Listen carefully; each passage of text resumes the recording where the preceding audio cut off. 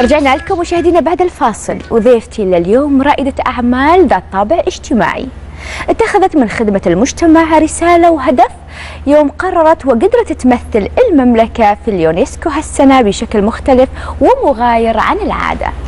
خلونا نعرف وش قصة احتفاء اليونسكو بهالبنت ونقول لها هلا بك ومرحب حبيبتي، شلونك؟ الحمد لله بخير، مرحبا فيك. انت مسؤولة برامج تسامي لريادة الأعمال الاجتماعية. صحيح. أول شيء أنا بس أعرف المشاهدين على اسمك منار الصقعوب. صحيح. حياك الله يا منار. الله يحييك. نعرف بالأول كم عمرك ومين منار الصقعوب وكيف بداياتك؟ عمري 21 سنة. منار طالبة في جامعة أميرة نورة. أدرس تقنية تسويق وابتكار، بالإضافة أني أشتغل في مركز تسامي كمسؤولة برامج ريادة أعمال اجتماعية. حلو. كيف بديتي؟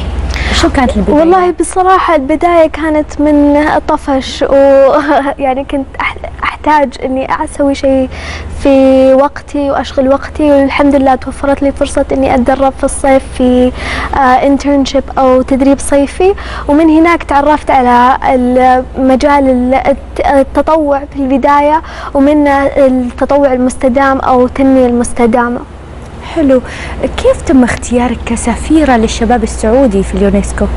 احنا الحمد لله اللي ارسلتنا جمعية مسك محمد بن سلمان الخيرية اختارت 5 شباب و5 شابات لتمثيل المملكة، وكان وفدنا عدده كبير مقارنة بالبقية الحمد لله، وكان لنا آراء كثيرة، لكن بتوفيق من الله اختاروني، وانا متأكدة انهم اختاروا اي شخص اخر كان صدى مشاركته حيكون نفس الصدى، لكن الحمد لله تم اختياري بحكم يعني تجاربي السابقة في العمل في ريادة أعمال اجتماعية والتنمية المستدامة ومشاركة على مجال دولي.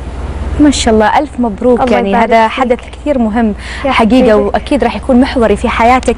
في عملية رصد إحصائية سواها برنامج سيدتي تبين بأنه عندك في خلال أسبوع 3 مليون متابع ومشاهد ل فقراتك، انجازاتك، ايش اللي قدمتي، وش تحسين لما بصراحه انا انصعقت لما قالوا لي 3 مليون مروا على التويتس والتغريدات والسوشيال ميديا بوست اللي كانت تنحط خلال الاسبوع، لكني جدا سعيده ان في 3 مليون شخص تعرف على مبدا التنميه المستدامه وعلى فكره رياده الاعمال الاجتماعيه.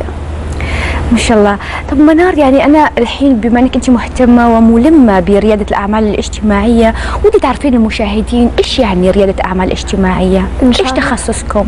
أوكي، ريادة الأعمال الاجتماعية هي قطاع يقع في المنتصف بين ريادة الأعمال أو القطاع التجاري البحت والقطاع الخيري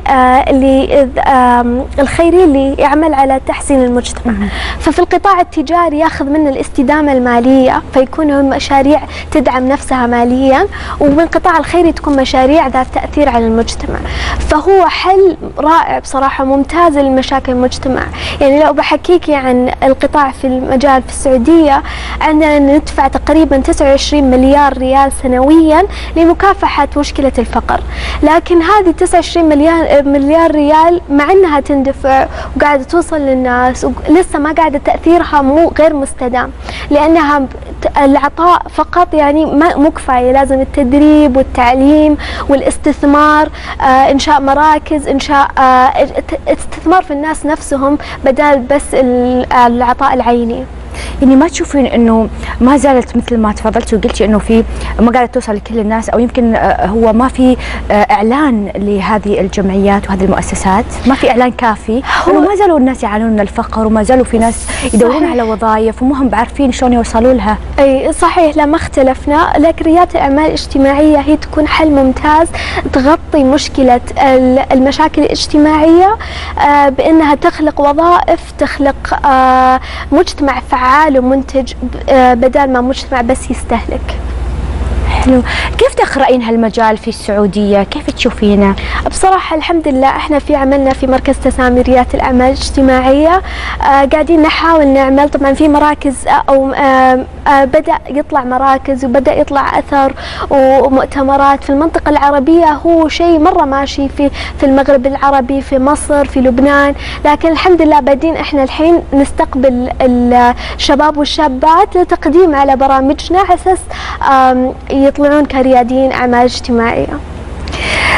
طبعا الكنترول يسألوني، أنا قد سألتك هالسؤال وقلت لك لما فريق سيدتي سوى إحصائية، وكان طبعا هذا حصري لك أنت ولكل الشابات، بأنه أنت عندك 3 مليون متابع، يبون يعرفون مرة ثانية وش شعورك وإيش حاسة بأنه هالإحصائية هذه يعني كيف تزيد من مسؤولياتك يعني وقوتك الداخلية؟ أكون واضحة معاكي، أنا سعيدة أنه فعليا ما عندي 3 مليون متابع عشان ما أرتاع يعني، لكن ان 3 مليون مروا على التويتات وقرأوا يعني يضيف حس مسؤولية كبير جدا، ان الرسالة اللي انا اشتغل عليها وزملائي في تسامي يشتغلون عليها والمراكز الداعمة مثل مسك تشتغل عليها لازم توصل للجميع ولازم توصل بطريقة واضحة. فبصراحة هذا يعني حس مسؤولية مهول، بس الحمد لله.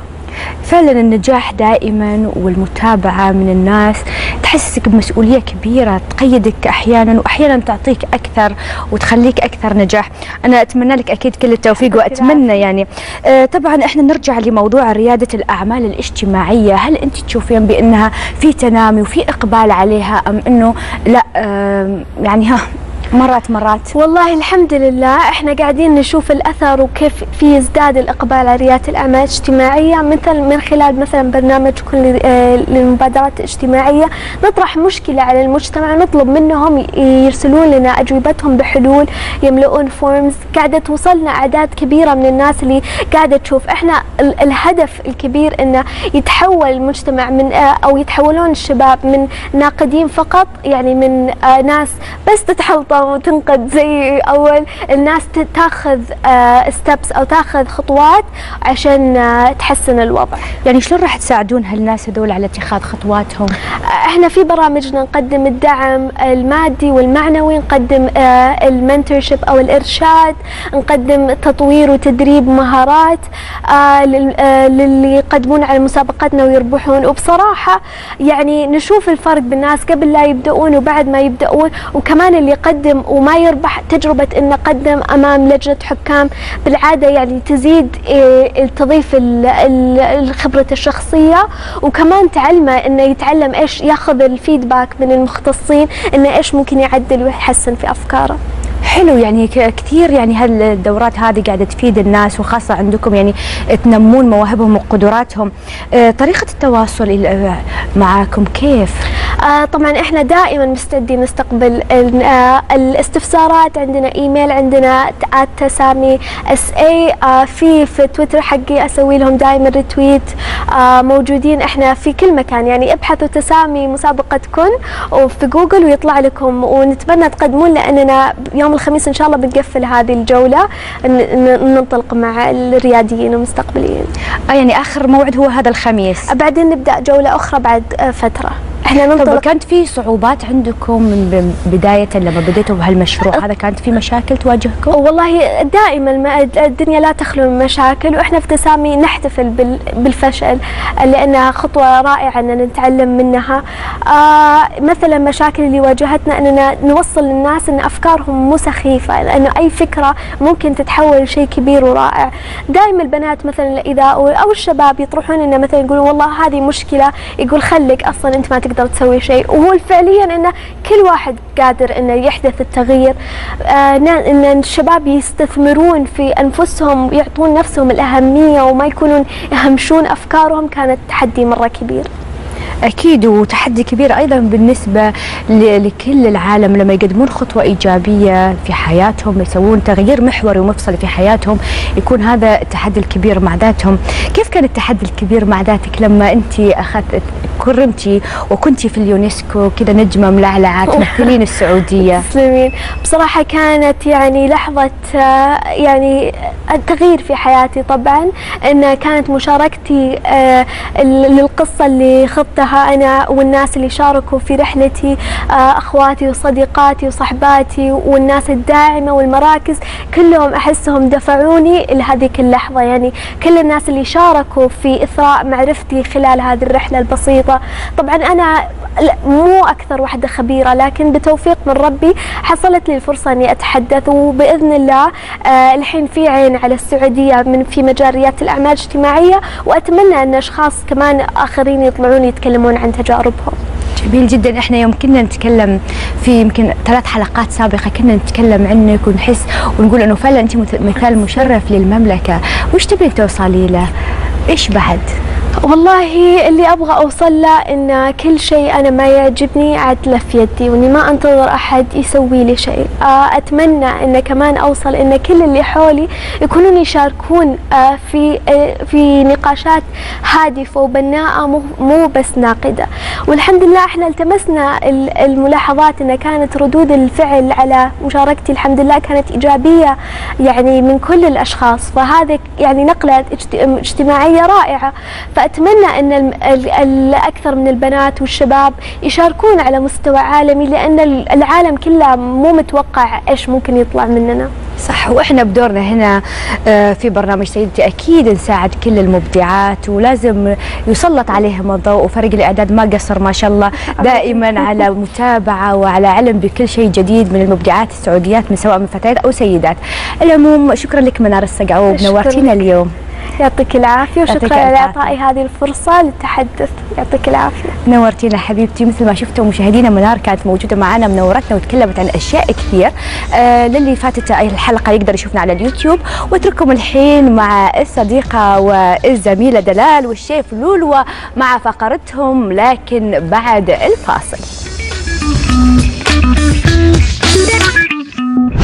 في سيدتي بعد الفاصل، الشيف لولو العزة تعرفنا على وصفة الدجاج بالكريمة والجوز.